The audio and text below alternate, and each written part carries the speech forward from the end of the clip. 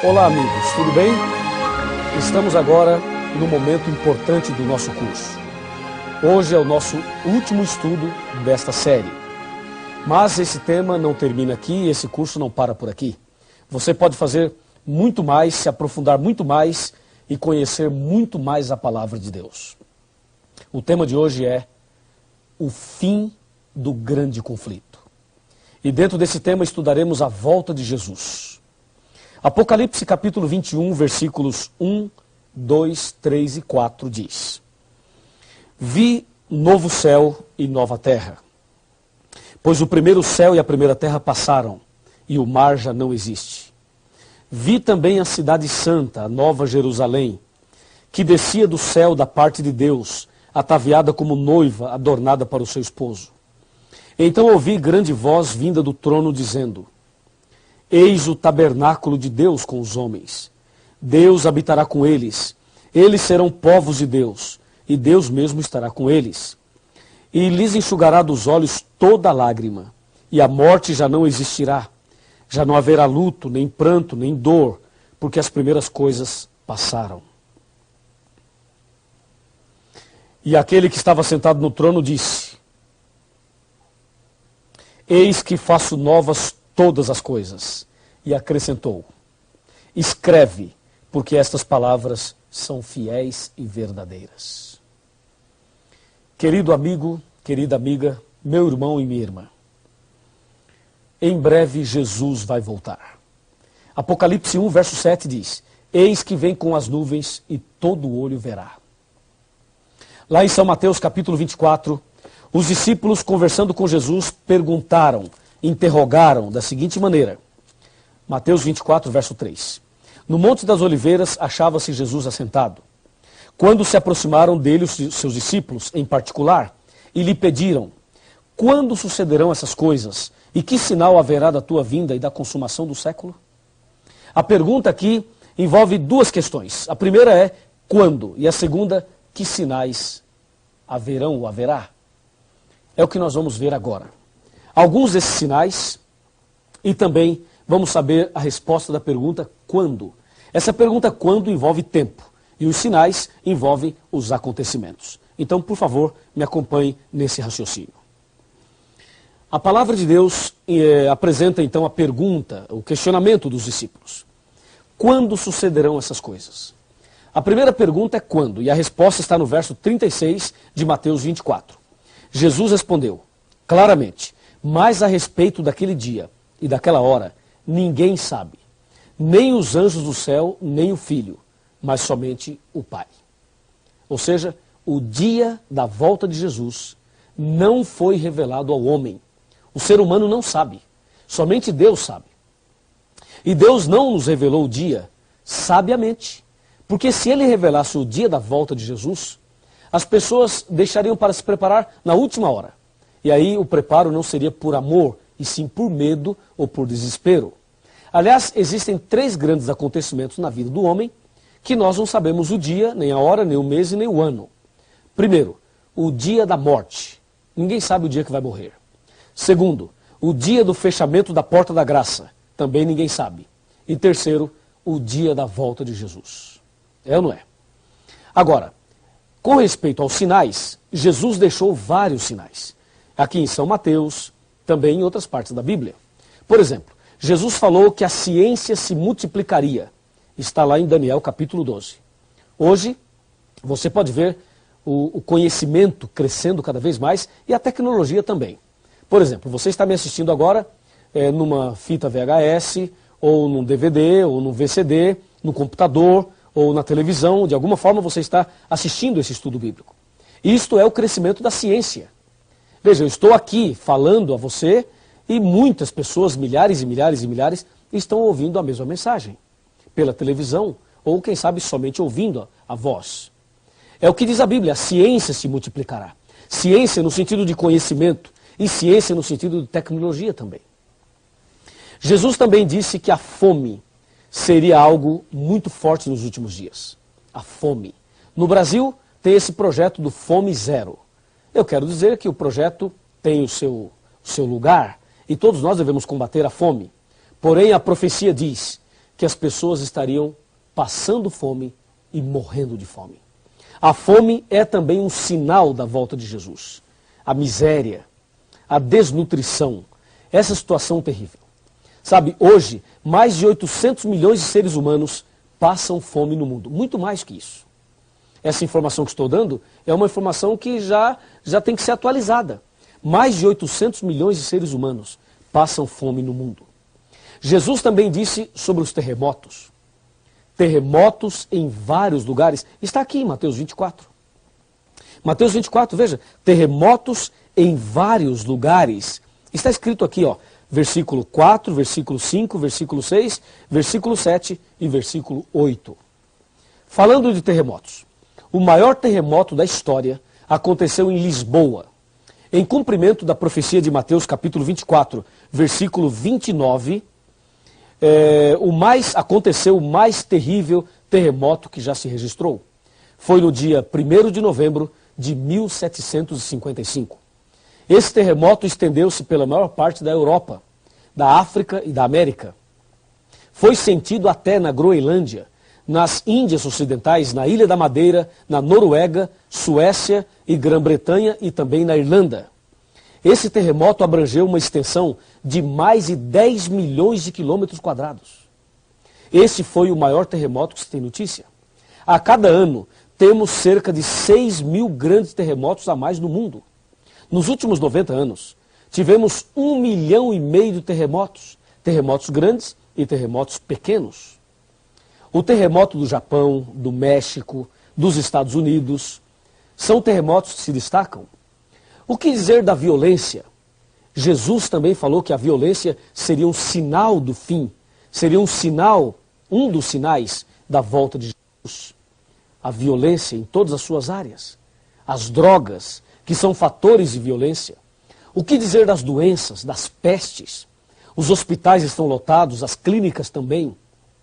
Talvez você que está me assistindo agora tenha na família alguma pessoa doente. Talvez você mesmo esteja passando por uma situação dessa. Pestes. Podemos citar aqui o câncer, o vírus HIV, a malária, cóleras, Lyme, o vírus Marbus, o vírus Anta, o vírus Ebola, doenças estranhas, muitas doenças. A cada dia, vários tipos de cânceres aparecem por aí. E milhares e milhões de pessoas estão morrendo a cada dia. Um dos sinais mais fortes da volta de Jesus é a mornidão. A mornidão, isso tem a ver com as religiões. As pessoas que são religiosas, porém são mornas. Sabe, são membros de igreja, mas estão mais mortas do que vivas. Essa mornidão, as pessoas pegam a Bíblia, mas não tem vibração no coração, não tem alegria na vida, não vibra com a palavra de Deus. Há muita gente que tem nome de cristão, mas já morreu faz tempo. E se você que está me assistindo está espiritualmente morto, acorda, meu amigo. Jesus pode te ressuscitar hoje. E acorda logo, porque Jesus está voltando. E você precisa estar preparado para esse grande dia. Concorda comigo? A mornidão está em Apocalipse 3. Nem és quente nem frio, és morno. Esse é um sinal da volta de Cristo. E mais, em São Mateus capítulo 24, versículo 24, lemos: porque hão de surgir falsos cristos e falsos profetas. E no verso 7 diz: porque muitos virão em meu nome, dizendo, eu sou o Cristo, e enganarão a muitos. Sabe, de vez em quando aparece um aí, nos Estados Unidos, no Brasil, pessoas aí com a barba longa, cabelos longos, dizendo, eu sou o Cristo, não sei o quê. Veja quanta conversa. E esses homens nem sequer conhecem a Bíblia. Estão falando aí por aí que é Cristo, que é isso, que é aquilo. E há outros por aí que são falsos profetas, que usam a Bíblia para enganar as pessoas, para pegar dinheiro das pessoas, para explorar as pessoas. Está assim, ó, de falsos profetas. Tome cuidado com essas pessoas. Siga o que diz a Bíblia e não siga o homem. Porque disse Jesus, maldito o homem que confia no homem. Jeremias 17, versículo 5. São sinais dos tempos. Surgirão falsos profetas, falsos cristos, fazendo prodígios, milagres, para enganar as pessoas. Um outro sinal da volta de Cristo foi o escurecimento do sol e da lua, que se deu no dia 19 de maio de 1780. O sol escureceu em pleno dia e a lua apareceu em forma vermelha como sangue. Um outro sinal é a queda das estrelas, conforme diz Mateus capítulo 24, versículo 29. Isto aconteceu no dia 13 de novembro de 1833. Isso ocorreu nos Estados Unidos, na América e também na Europa e em vários lugares do mundo. As estrelas começaram a cair por volta de 11h30 da noite, estrelas cadentes, meteoritos, em grande quantidade, como se fosse o fim do mundo. Mas não era. Era mais um sinal da volta de Jesus. Guerras. Guerras e rumores de guerras. Na Primeira Guerra Mundial, 20 milhões de pessoas morreram. Na Segunda Grande Guerra Mundial, 50 milhões de pessoas morreram. Além do conflito da Coreia, da Guerra do Vietnã, guerra entre Irã e Iraque, guerra de Indochina, da Argélia, da Bósnia, guerra das Malvinas, guerra do Afeganistão, guerra agora entre Estados Unidos e Iraque. Esse problema do terrorismo, guerras e rumores de guerras. O século XX foi o mais sangrento de todos. E o século XXI, nós já começamos presenciando uma guerra transmitida ao vivo pela televisão em rede mundial. Não é o fim do mundo? Com certeza é. E assim, presenciamos o famoso 11 de setembro, não é verdade? Quando aqueles aviões sequestrados atingiram as torres gêmeas das ilhas de Manhattan, nos Estados Unidos, matando milhares de pessoas. Aquilo ficou marcado na memória de todo ser humano.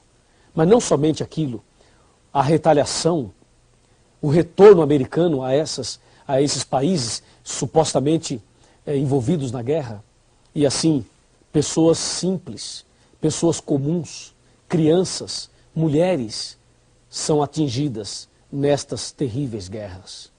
Com certeza, podemos presenciar os sinais da volta de Jesus. Jesus está voltando, amigo. Em breve, Cristo aparecerá nas nuvens dos céus. E a Bíblia nos adverte. A Bíblia diz que surgirão falsos cristos, ou seja, o diabo vai tentar imitar a volta de Cristo. Em São Mateus capítulo 24, versículo 27, está escrito: se alguém vos disser, eis que ele está aqui, ali ou acolá, não acrediteis. O diabo vai tentar imitar a volta de Cristo. Mas Cristo virá nas nuvens dos céus e todo olho verá. Ele virá de uma forma visível. O diabo, quando aparecer por aí imitando a volta de Cristo, ele vai andar na terra, vai fazer alguns milagres por aí e não será visto por todos ao mesmo tempo, a não ser pela televisão. Mas isto está errado. Jesus aparecerá nas nuvens dos céus, todo olho verá e Jesus não vai pisar na terra. Vejamos alguns detalhes importantes. Detalhes importantes sobre a volta de Jesus, ok?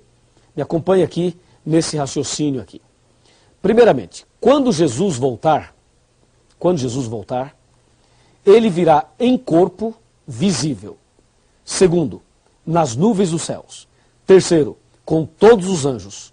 Quarto, todo olho verá. Quinto, não pisará na terra. E sexto, virá com poder e muita glória.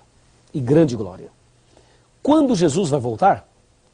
Guilherme Miller disse que Jesus voltaria em 1844. Jesus não veio. Depois, a Sociedade Torre de Vigia disse que Jesus viria em 1914. Jesus também não veio. Teve a Primeira Guerra Mundial. Depois, o padre Cícero do Juazeiro e Nostradamus falaram que 1000 chegará e que de 2000 não passará. Erraram feio, porque já passou 1000 e já passamos do ano 2000. Estamos em 2004. E Jesus não veio. E o que Jesus mesmo disse? Jesus disse: o dia e a hora ninguém sabe. Para que voltará Jesus? Primeiro, para buscar aqueles que o aceitarem como Salvador pessoal. Que bênção. Segundo, para dar fim ao sofrimento. Terceiro, para prender Satanás. E quarto, para estabelecer o seu reino eterno. O que acontecerá quando Jesus voltar? Haverá a morte dos ímpios, haverá o arrebatamento e a transformação dos justos, haverá a ressurreição dos que morreram em Cristo, tudo que há na terra será destruído e a terra ficará vazia e escura por 1000 anos. É preciso entender não somente isto, mas é preciso entender mais. Me acompanhe agora para a parte final deste importante estudo. Vamos comigo. Você agora sabe como será a volta de Jesus. E você também sabe o cuidado que deve ter com os falsos cristos e os falsos profetas. Então, quais são os passos que você deve dar para estar preparado para a volta de Jesus? São 5 passos. Me acompanhe. O primeiro passo que você deve dar, primeira decisão, é estudar a Bíblia Sagrada. E isso você está fazendo. Segundo passo, aceitar Jesus como Salvador pessoal. E isto você também já aceitou. Terceiro passo, aceitar e guardar os 10 mandamentos. Eu creio que você também já aceitou isto. Quarto passo, ser batizado. Ser batizado na igreja verdadeira. E último passo, permanecer firme na fé, aconteça o que acontecer, até o fim. Repetindo, estudar a Bíblia, aceitar Jesus, guardar os 10 mandamentos, ser batizado e permanecer firme na fé. Você gostaria de dar esses passos todos? Com certeza sim. Aí, Jesus vai voltar nas nuvens dos céus. Quando ele voltar, vai nos levar para o céu. O povo de Deus vai para o céu. Os ímpios irão morrer. Aí vai passar 1000 anos. Depois dos 1000 anos, vai descer do céu a cidade santa, a Nova Jerusalém. Aí os ímpios que ficarem mortos ressuscitarão. E no final do milênio, haverá então a sentença final. Para o grupo da direita, Jesus vai dizer, vinde benditos de meu Pai. Para o grupo da esquerda, Jesus vai dizer, apartai-vos de mim. Naquele momento, cada ímpio, cada pessoa que vai se perder, poderá assistir o filme da sua própria vida. Cada pessoa irá ver todos os momentos de oportunidades que eles tiveram. É como se estivesse da sua própria vida. E todos verão as chances que tiveram.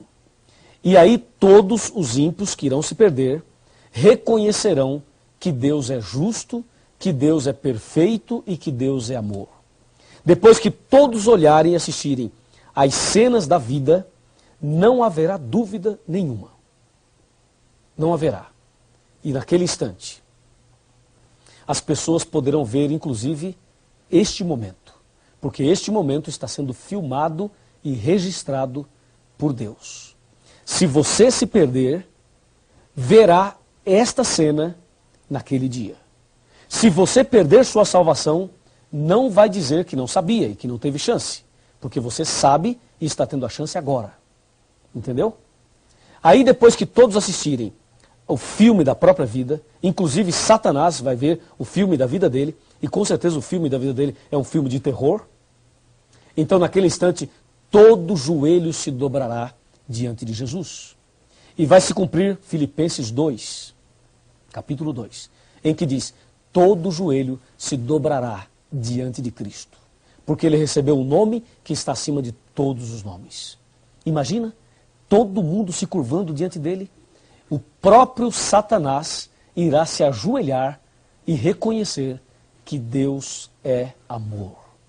Na verdade, no processo do juízo e no processo do conflito, o que estava em jogo era também o caráter de Deus. Deus se deixou julgar. Deus também fez o nosso julgamento, mas ele se deixou julgar. E no final do conflito, ficará claro que Deus é amor. E todo joelho então se dobrará. Logo após isso, vai acontecer uma coisa emocionante. Terrível e emocionante. Deus, ou Jesus, vai dar adeus a todos os ímpios. E naquele instante, eles serão destruídos. Mas o diabo vai arregimentar a multidão para tentar tomar a cidade santa. E aí vai descer fogo do céu, misturado com enxofre. E todos eles serão queimados. Queimados e reduzidos a pó. E esse mesmo fogo que vai queimar os ímpios, irá purificar a terra. E nós teremos um novo céu e uma nova terra. Quando os ímpios forem queimados, provavelmente terá alguém que nós conhecemos, alguém que nós amamos. Pode ser um pai, uma mãe, um marido, a esposa, um filho, uma filha, uma pessoa querida por você. Pode ser que uma dessas pessoas esteja do lado de fora. E pode ser que você esteja do lado de dentro. E esta pessoa pode estar sendo queimada lá. Eu pergunto, será que você vai ficar feliz dentro da cidade santa, vendo o seu parente sendo queimado? Com certeza não. Com certeza nós vamos chorar. Eu vou chorar. Você vai chorar. E eu acredito mais. Acredito que Jesus também vai chorar. Porque diz a Bíblia que Deus não tem prazer na morte do ímpio. Não tem. E naquele momento vai se cumprir Apocalipse 21, versículo 4, que diz: e Deus enxugará dos seus olhos toda lágrima, a última lágrima, e a morte já não existirá. Já não haverá mais pranto, nem clamor e nem dor. O conflito chegou ao seu final. O diabo foi queimado, os ímpios foram queimados, e Deus nos dará um novo céu e uma nova terra. Gostaria de apresentar a você a última citação desse estudo. Me acompanhe. Essa última citação é incrível. Eu gostaria que você acompanhasse atentamente. Está bem aqui. Você poderá assistir atentamente esta citação. Você poderá ler comigo. O grande conflito terminou. Pecado e pecadores não mais existem. O universo inteiro está purificado. Uma única palpitação de harmonioso júbilo vibra por toda a vasta criação. Daquele que tudo criou, emanam vida, luz e alegria por todos os domínios do espaço infinito. Desde o minúsculo átomo até o maior dos mundos, todas as coisas, animadas e inanimadas, em sua serena beleza e perfeito gozo, declaram que Deus é amor. Está no livro Grande Conflito, de Ellen White. No livro Grande Conflito. E eu vou até dizer para você a página que eu estou lendo aqui. Página 678. Eu estou arrepiado só de ler que o grande conflito terminou. Para que naquele dia você não tenha que se curvar diante de Deus, diante de uma pressão, porque você não tem outra saída. Para que você não seja ímpio naquele dia e tenha que se curvar diante de Deus forçosamente pelo reconhecimento de que Deus é amor. Que tal nos ajoelharmos agora por livre, espontânea vontade, por amor, e reconhecer que Deus é tudo isso? Vamos ajoelhar e vamos orar. Ajoelhe comigo. Vamos falar com Deus. Querido Pai Celestial, obrigado pelo estudo da Tua Palavra. O grande conflito terminou e nós receberemos do Senhor a vida eterna. Obrigado por esta promessa. Obrigado por esta certeza. Eu entrego essa pessoa nas Tuas mãos e peço ao Senhor que cuide dessa pessoa, da sua família, dos seus queridos, para que naquele dia ninguém que está aqui hoje se perca, mas que todos alcancem a vida eterna. Nas Tuas mãos eu entrego a minha vida, entrego também a vida dessa pessoa que está orando comigo. Louvado seja o Teu nome. Em nome do Senhor Jesus. Amém.